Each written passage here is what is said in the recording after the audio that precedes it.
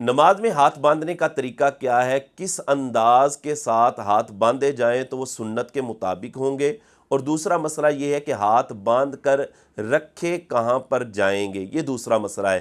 آئیے اس کو احادیث سے جاننے کی کوشش کرتے ہیں کہ سنت طریقہ کیا ہے۔ اس بارے میں سب سے پہلی روایت صحیح بخاری کی حدیث نمبر 740 ہے۔ حضرت سہل بن سعد رضی اللہ تعالی عنہ فرماتے ہیں کہ کان الناس یؤمرون، لوگوں کو حکم دیا جاتا تھا کہ ان یدع الرجل الید الیمنی، کہ مرد اپنا سیدھا ہاتھ رکھے، علی ذراعہ الیسری، اپنی بائیں ذراع پر، فی الصلاۃ، نماز میں۔ اب یہ جو حدیث بیان کی گئی ہے، پہلی بات تو یہ ہے کہ یہ حدیث مرفوع نہیں ہے، یعنی نبی کریم علیہ السلام کا فرمان نہیں ہے۔ اور دوسری بات اس میں یہ بات بیان کی گئی ہے کہ مرد کے لیے حکم یہ دیا جاتا تھا کہ وہ اپنا سیدھا ہاتھ رکھے گا اپنی بائیں ذراع پر۔ ذراع کسے کہتے ہیں؟ کچھ اصطلاحات میں پہلے آپ کے سامنے بیان کر دوں۔ ذراع کہتے ہیں یہ جو ہمارا ہاتھ ہوتا ہے، اس کی یہ جو درمیانی انگلی ہوتی ہے، اس کے سرے سے لے کر کونی کے آخر تک یہ جو حصہ کہلاتا ہے، اس کو ذراع کہا جاتا ہے، اور یہ جو اوپر والا حصہ کہلاتا ہے اس کو ساعد کہتے ہیں، اور یہ جو ہاتھ کا اندر والا حصہ ہوتا ہے اس کو باطن الکف کہتے ہیں، اور یہ جو باہر والا حصہ ہوتا ہے اس کو ظاہر الکف کہتے ہیں۔ اور یہ جو حصہ ہوتا ہے، یہ جو جوڑ ہوتا ہے، یہ جو جوڑ ہمارا موو ہوتا ہے، اس کو عربی کے اندر رسغ کہتے ہیں، اور یہاں تک جو یہ حصہ ہوتا ہے اس کو ید کہا جاتا ہے۔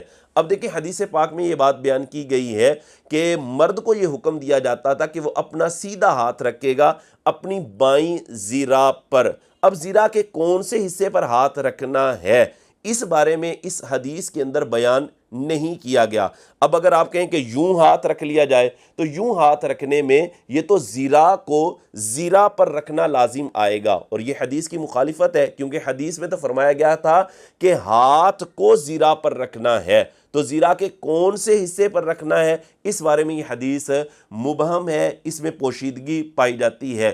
جیسا کہ علامہ ابن حجر عسقلانی علیہ رحمہ نے فتح الباری میں اسی چیز کو بیان کیا ہے کہ اس حدیث کے اندر اس بارے میں ابہام پایا جاتا ہے، تو اس ابہام کو کسی دوسری حدیث سے دور کیا جائے گا، اور دوسری حدیث ہمارے پاس موجود ہے۔ یہ میرے ہاتھ کے اندر سنن نسائی شریف ہے، اس میں حدیث کا نمبر ہے 889، یعنی 889۔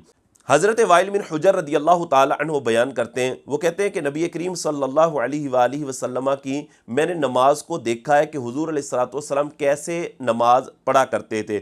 وہ آگے جا کے بیان کرتے ہیں، فرماتے ہیں ثم وضع یدہ الیمنی، نبی کریم علیہ السلام نے اپنا سیدھا ہاتھ رکھا علی کفہ الیسری، اپنی بائیں ہتھیلی پر، والرسغی، اور گٹ پر، اور والساعدی، اور کلائی پر۔ نبی کریم علیہ السلام جب نماز میں ہاتھ باندھتے تھے تو وائل بن حجر کہتے ہیں کہ حضور اپنا سیدھا ہاتھ رکھا کرتے تھے اس طرح کہ آپ کا ہاتھ مبارک بائیں ہتھیلی پر بھی ہوتا تھا، گٹ پر بھی ہوتا تھا، اور ساعد کلائی پر بھی ہوتا تھا۔ تو یہ طریقہ جو ہے نماز میں ہاتھ باندھنے کا، یہ سنت طریقہ ہے، اور یہ صحیح حدیث سے ثابت ہے۔ لہذا اس طرح جو ہاتھ باندھے جاتے ہیں یہ خلاف حدیث ہے اور یہ خلاف سنت ہے۔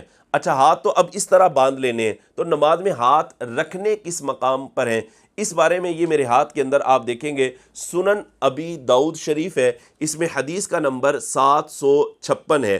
حضرت علی رضی اللہ تعالی عنہ فرماتے ہیں کہ السنت وضع الکف علی الکف فی الصلاۃ تحت السرہ، نبی کریم علیہ السلام کی سنت یہ ہے کہ حضور علیہ السلام اپنی ہتھیلی کو ہتھیلی پر رکھتے تھے فی الصلاۃ، نماز میں، اور تحت السرہ، اور ناف کے نیچے رکھا کرتے تھے۔ اس سے یہ پتہ چل گیا کہ ناف کے نیچے ہاتھ باندھے جائیں گے۔ اس میں بعض لوگ کہتے ہیں کہ اس حدیث کی سند کے اندر ایک راوی ہیں جن کا نام عبد الرحمن بن اسحاق ہے، یہ ضعیف راوی ہیں۔ تو میں نے کہا بھائی ایک محدث نے اگر ان کو ضعیف کہہ دیا ہے تو آپ نے بات مان لی ہے، ہم آپ کو کچھ محدثین دکھاتے ہیں کہ جنہوں نے انہی راوی کی حدیث کو صحیح الاسناد بھی کہا ہے اور حسن بھی کہا ہے۔ یہ میرے ہاتھ کے اندر المستدرک علی الصحیحین ہے، اس میں حدیث کا نمبر جو ہے وہ 1985 ہے۔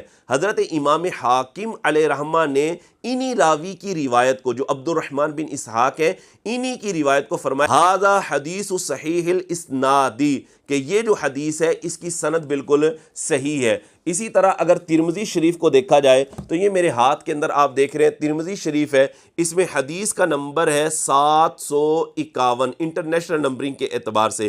اس میں بھی حضرت عبد الرحمن بن اسحاق راوی ہیں، اور امام ترمذی نے انہی کی حدیث کو فرمایا کہ ھذا حدیث حسن، فرمایا ان کی حدیث حسن ہے۔ لہذا ناف کے نیچے ہاتھ باندھنے کے حوالے سے جو روایت سنن ابی داؤد شریف کے اندر بیان کی گئی ہے وہ روایت بالکل درست ہے۔ تو ہاتھ باندھنے کا جو طریقہ ہے وہ یہ طریقہ سنت کے مطابق ہے، اور رکھے کہاں پر جائیں گے؟ ناف کے نیچے ہاتھ رکھے جائیں گے، یہی حدیث پاک سے ثابت ہے۔